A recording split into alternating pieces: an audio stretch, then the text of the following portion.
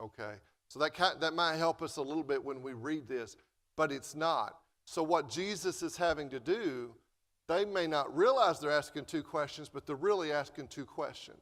And so he divides it in his answer. Matthew 24 is very structured in helping us know this. Okay, there's a few cues that will help us all see that there's a section of Matthew 24 that's talking about the destruction of Jerusalem, and then there's a section that's talking about the final coming. Okay? Everybody with me so far? All right. So we have this statement in verse 2. He points out, do you not see all these things? What were the things that he's talking about? Yeah. Activity. Right. Activity, worship, Jerusalem, all this stuff. Jesus says, truly I say to you, not one stone here will be left upon another which will not be torn down. So, again, it's critical to recognize there's two different categories. Again, the disciples probably didn't realize that they were asking two distinct questions, but in their mind they were asking when and what. What are the signs of this? When is this going to happen?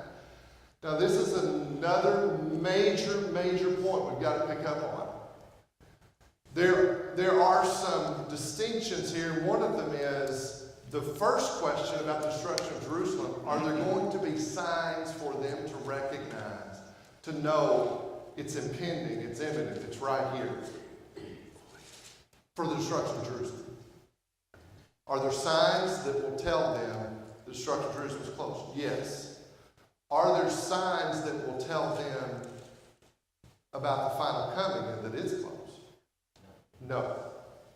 That's a big difference. I mean, if you tell me it can't be the same day, it can't be the same event, because you have one saying, hey, there's things when you see this, these are the beginning of the birth pains, it's imminent, it's close.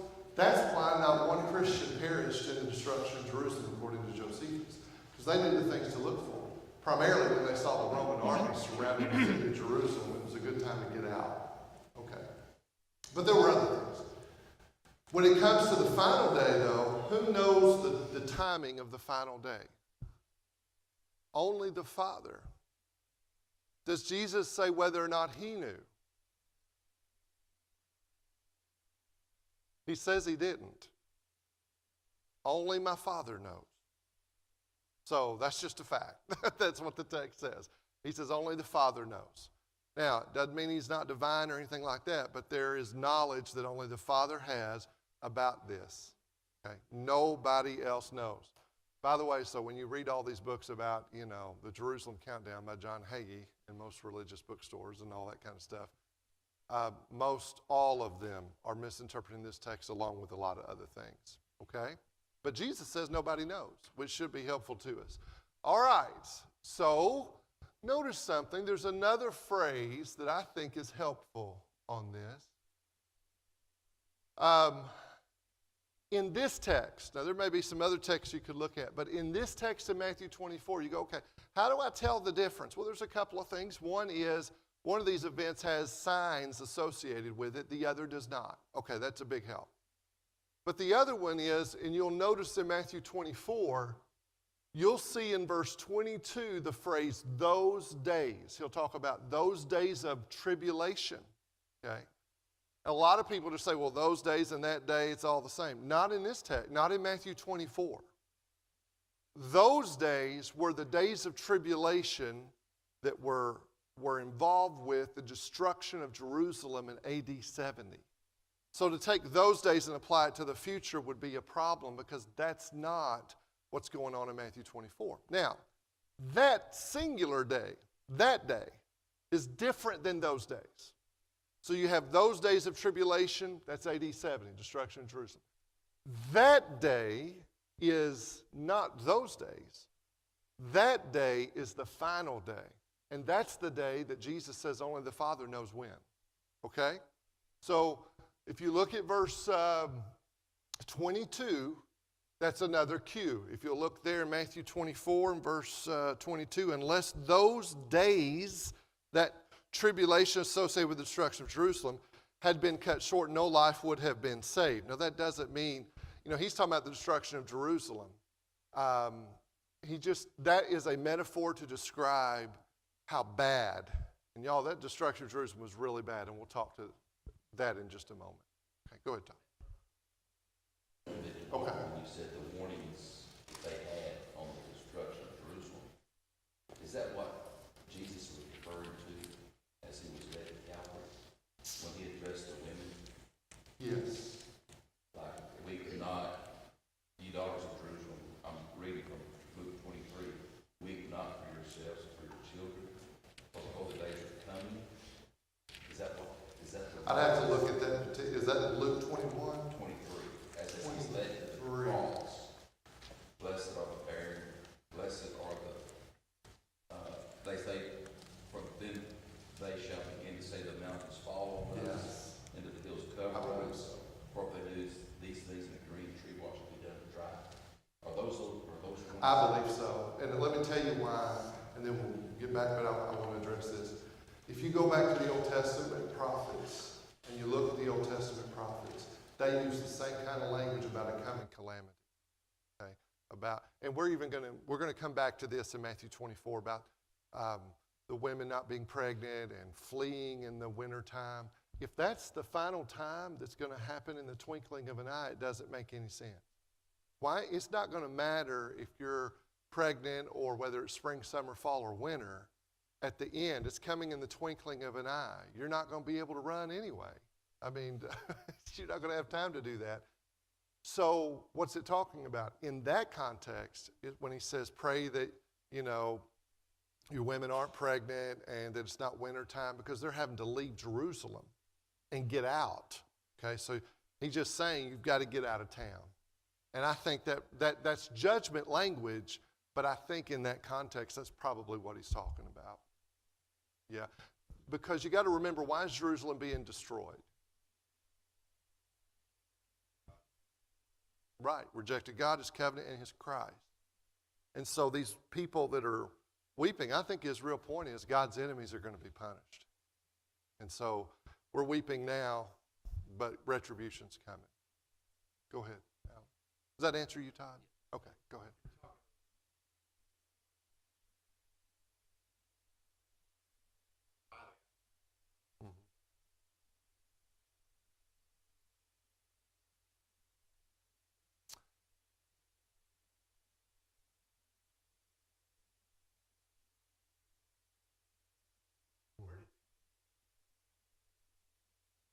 Well, I don't know that they thought of Jerusalem being destroyed, Alan, but I do know that there was a Jewish concept that they did see freedom from Roman subjugation and what they called regeneration on the earth, which was, and when he told them you'll be ruling on thrones, I think they probably had that idea. So if you get the reason I think they asked the question is because of what he says. So you got to go back to, when you go back to Matthew 23, look at verse 37. He says, you got to go back up even. In verse 33, he says, you serpents, you brood of vipers, how will you escape the sentence of hell? Now that's talking about, final judgment there. But then he says, therefore, behold, I am sending you prophets and wise men and scribes. Some of them you will kill and crucify, and some of them you will scourge in your synagogues and persecute from city to city, so that upon you fall the guilt of all the righteous blood shed on the earth, from the blood of righteous Abel to the blood of Zechariah, the son of Berechiah, whom you murdered between the temple and the altar. Truly, and we'll come back to this in a minute, but truly I say to you, all these things will come upon this generation. So he's talking about this generation. Then he says, Jerusalem, Jerusalem, who kills the prophets and stones those who are sent to her. How often I wanted to gather your children together, the way a hen gathers her chicks under her wings, and you were not willing. Behold your house. Now here we go, verse 38. Jesus is the one that introduces the idea that your house is being left to you desolate. And then in verse 39, he does say, and for I say to you, from now on, you will not see me until you say, blessed is he who comes in the name of the Lord. So I think it's probably what he's saying to them that's led them. And then 24:1, after that, Jesus comes out from the temple and was going away with his disciples to come to point out these temple buildings. And then he says, do you not see all these things? There's not going to be one stone left upon the other. I think his statements and their Jewish concept that there would be some kind of rejuvenation of the nation of Israel probably is coming to mind here. But then processing what he's really speaking of is another matter. His resurrection or Yeah. return at this point. Right, no, I wouldn't. I mean, even though he's talked about it from time to time, but I still think they're struggling. I do think, to your point, though, there was a thought process that things would be changed. But I think they probably thought it would be an earthly change. Does that make sense? So he starts talking about coming, and they're thinking, oh, okay, but when's this going to happen? How's it going to happen? That's when is this right now? I mean, what are we talking about? So those are the questions. Okay, so those days and that day. Now, this is another important thing. So we have a couple of things. You have some signs, and I know this can feel like heavy treading, so y'all hang with me here, okay? You have signs and no signs, right, which tells me two different events. Then you have those days and that day, two different events that Jesus, to answer their questions. But then there's something else. Verse 34 and verse 36 are very helpful. So look at their question. Tell us, when will these things happen? He just said the temple's going to be, torn down and all this is going to happen. And it's logical. We would all ask the same question. Okay, when is this going to happen? Go to verse 34. Verse 34 is as helpful in dealing with those that want to put all of this in the future, even though about half of it goes in the future, but want to put everything in the future. When you're studying with somebody, this is a verse I think is simple. I think it's understandable in a text that can be a little challenging. So let's look at it together. Verse 34. And he's kind of wrapping up this section about the destruction of Jerusalem. Okay, verse 34. Let's read it together. He says, truly I say to you, this generation will not pass away until all these things take place. What things? Well, the things he's been talking about. Well, when you read that, some have said, well, that's not that generation, it's the generation later on, 19 whatever or 2000 whatever. Well, that might fit with premillennialism, but it just doesn't fit with what the Bible teaches. And let me show you why on this word generation. The word generation, and I'll come back to it a little bit later, but the word generation is used, I think it's 5 times in Matthew's account. Do you know how many times when you see the phrase, this generation, it ever is talking about, a future generation years and years and years later? Right. Richard, you're right. 0. It never is. In fact, even in this context, back up to this context. I mean, just think if you're talking, you say, hey, this generation is not going to pass, and somebody says, oh, he must be talking about 2,000 years later. I mean, that doesn't go. He's talking about this generation. So look here at Matthew 23. He tells us, Jerusalem, Jerusalem, who kills the prophets. He's explaining your house is being left to you desolate. But as we back up into Matthew 23, look at verse 36. Truly I say to you, all these things will come upon this generation. Now, AD 70 would still be this generation. But, 2000 whatever is not this generation. It's just not. Okay, so if you're going to just ignore that, when you're reading a text and you have a time marker like that says the things I've been talking to you about, because they ask when, right? They say, when is this going to happen?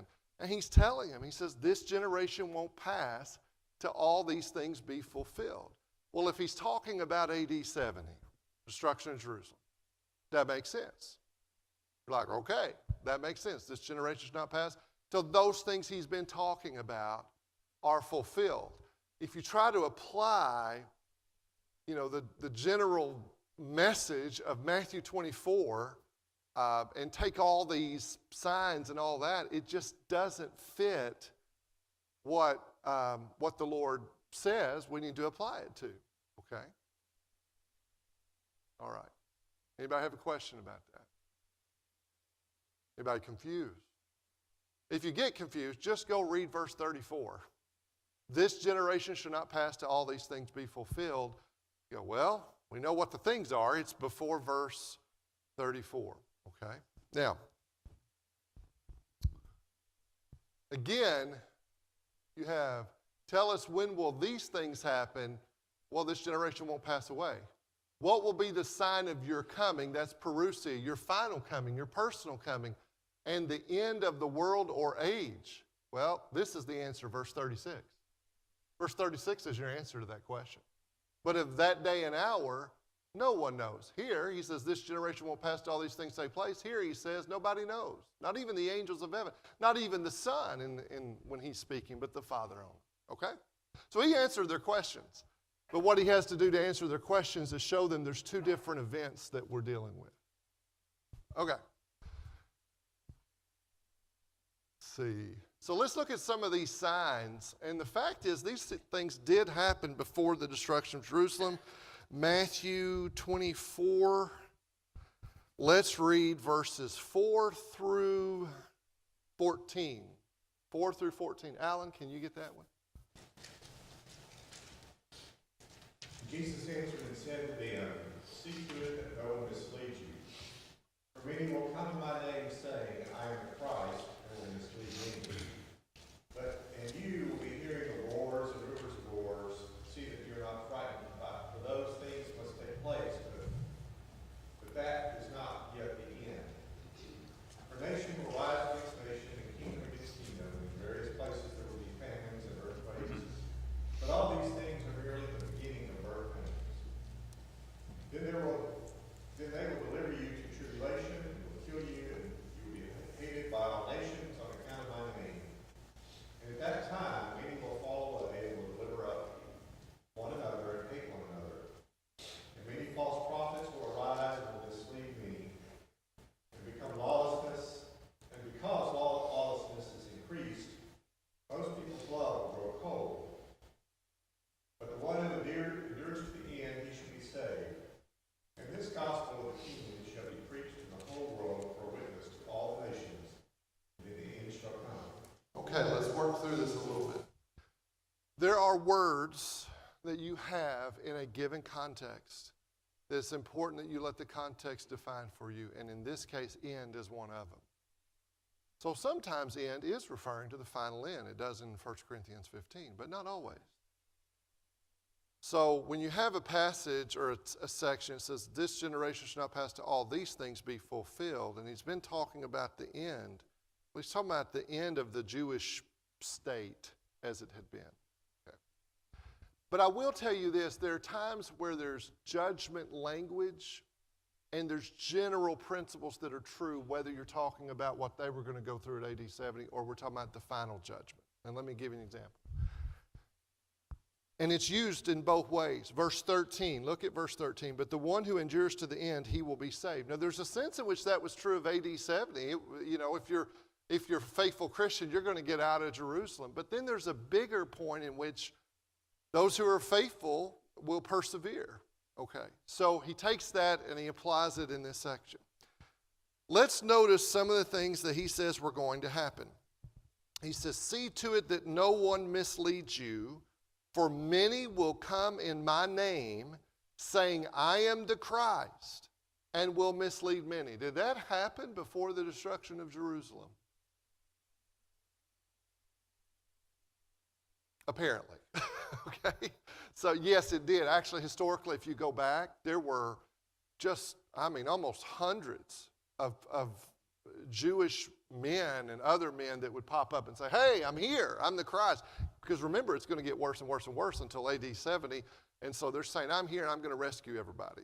And because you're desperate, people will want to try to embrace. Jesus says, listen, if somebody else comes and says, I'm the Christ, they're going to be misleading you. Now, he says, you will be hearing of wars and rumors of wars. See that you are not frightened, for those things must take place, but that is not yet the end. Okay? In other words, what he's saying is this judgment on Jerusalem just because you see these things doesn't mean it's tomorrow.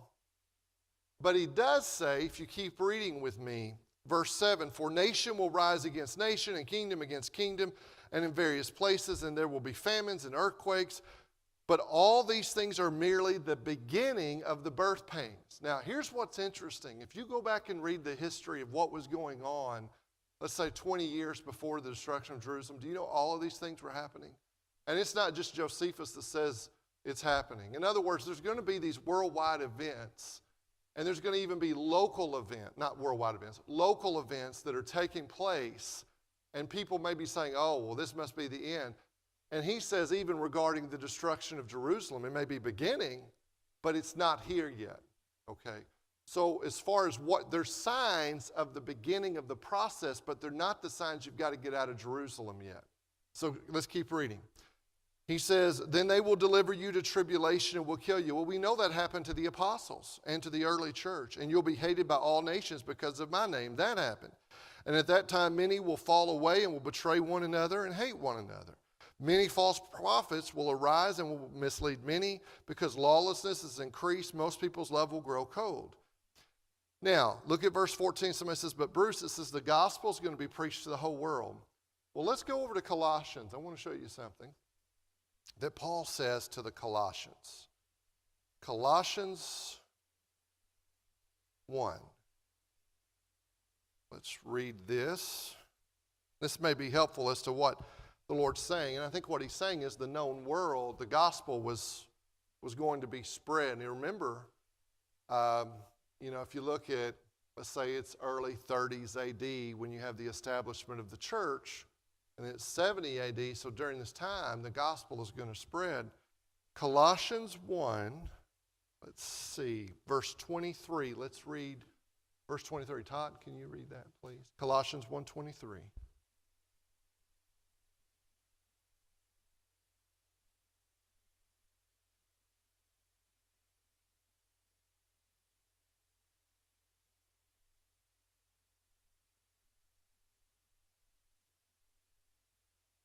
It's been preached to all known creation. That doesn't mean there's not a person out there that still needs to hear the gospel. That's the case today. But I think his point is it has spread. Now that's what Jesus said it was going to do. And it was going to do that before this destruction came upon Jerusalem. Now let's come back to Matthew 24. Let's,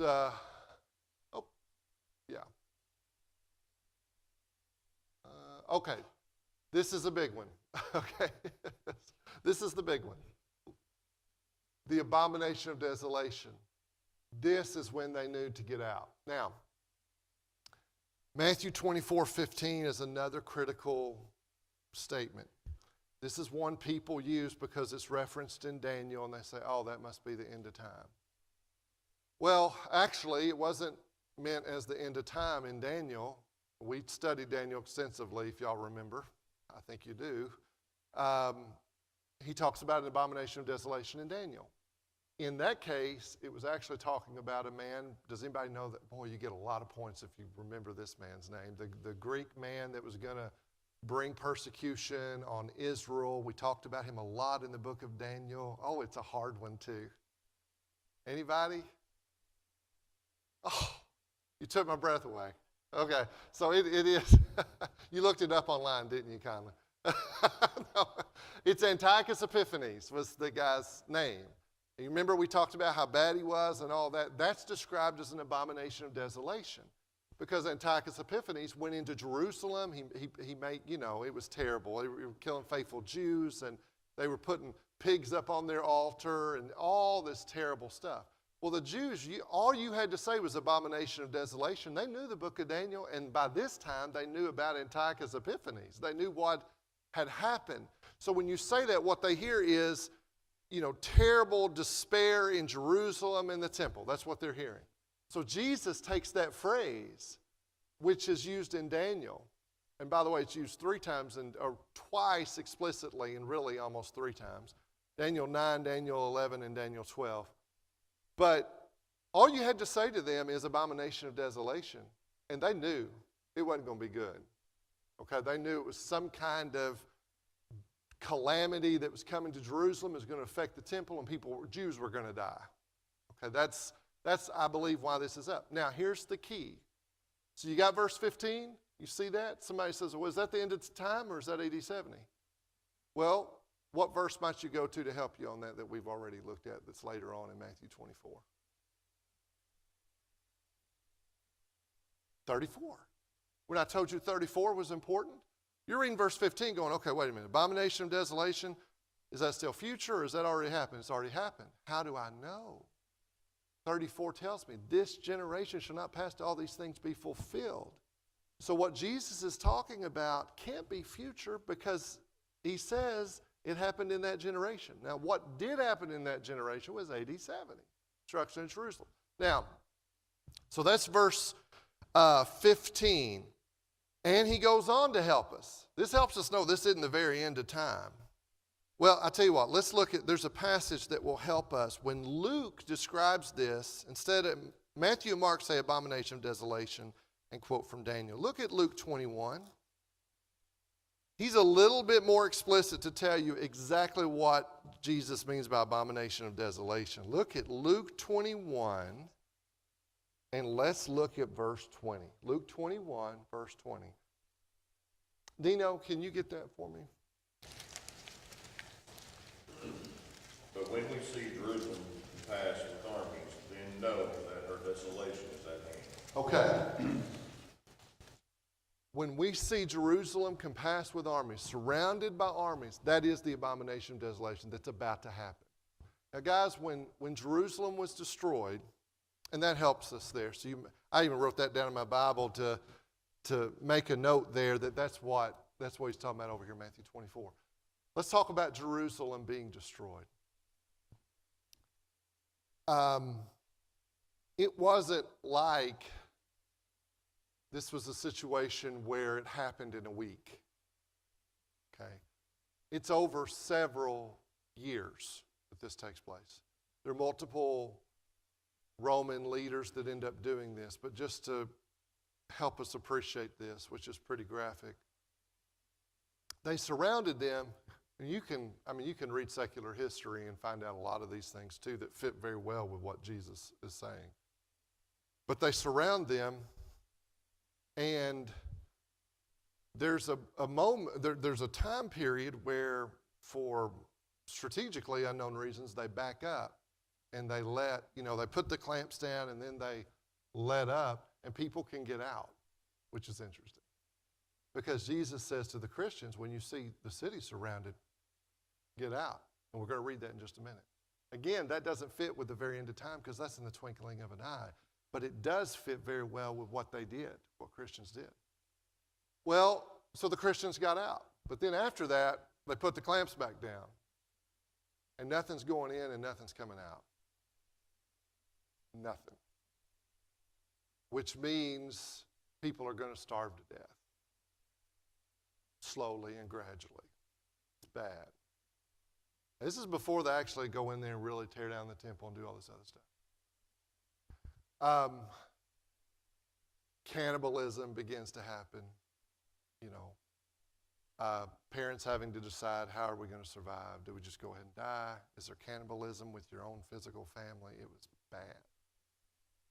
So if you go back and read, when I say AD 70 destruction of Jerusalem, we can kind of sanitize it in our mind. It was local, but it was bad. Well, during this time, men are popping up and saying, hey, I'm going to save everybody. In fact, some historians say, they would say, if you crawl up on top of this building with me, then you'll be good, and all this kind of stuff. But what did Jesus say? Don't listen to them. He had already given the information for his people to get out. They got out, and Jerusalem was destroyed. Now, had there been other destructions? Yeah. But this was a figurative coming of Christ, not his final coming. It was a figurative coming of judgment. Okay? Now let me ask you one more thing, and let's see if we can work through this in our mind. If you go back to Isaiah and you come all the way through the Old Testament, like I said, when it was to do with Babylon and Assyria and Egypt and all this, we'll read about God coming. God coming on a cloud. God coming in judgment. When Jesus comes again, his first coming was his incarnation. What kind of coming is it described as when he comes again? Huh? What'd you say? Final coming. It's also called, to go with Roger, his second coming. His second coming. Now wait a minute. If coming is used in a figurative sense of Babylon and Egypt and Assyria, and I mean we could go, you could go on and on and on. It's used in a figurative way. Okay, are y'all with me? It's used like he's coming in a representative way. He's not literally coming, but he's bringing judgment. But it is used that way. Why is his final coming called only his second coming? Y'all are like, Bruce, it's too early. Go ahead, Todd. What were we going to say? There you go. There you go. What's different about him coming in Jerusalem on judgment or him coming in Babylon on judgment and his first coming? What's different about those coming? Let's just think through. You're going to go, well, yeah, of course, that's what I was saying. Personal. Okay, when he came, and Todd made the point, that's what he did. That's right. His first coming is his incarnation. It's not just a figurative coming. It's not just sending somebody else. He came personally in his incarnation. I mean, he was here with us, first coming. So if you look at Hebrews 9:28, it calls him returning again, only his second coming, because it's like the first. Now, why does this matter? When you look at all these comings, some people that think everything's already been fulfilled in AD 70 will say, hey, Will, you've got 3 or 4 or 5 comings. Because they count, you see what they're doing. They're trying to say he came in his incarnation and then he came in AD 70 and that was his second coming. Won't work. He also came on his apostles with the Holy Spirit. He says, I'm coming to you on Pentecost. He came on Egypt in judgment figuratively. He came on Babylon in judgment figuratively. But it was not a literal personal coming. That's my point to you. Now, what does this say to us about the second coming? If the first coming demanded him personally come, not just send somebody else, not just bring judgment on a nation, his first coming, he comes personally. What's his second coming going to be like? Personal. Okay? It can't just be some figurative judgment. Look at Acts 1:9 through 11, and I think it'll bring up this. So you turn to Acts 1:9 through 11. And look, I know some of this is heavy, but I feel like we need to at least work through it in Matthew 24. Hebrews 9. And while y'all are turning over there, I'm going to read to you Hebrews 9:28. He says in Hebrews 9:28, so Christ also, having been offered once to bear the sins of many, so that's his first coming that Todd was talking about, will appear a second time for salvation.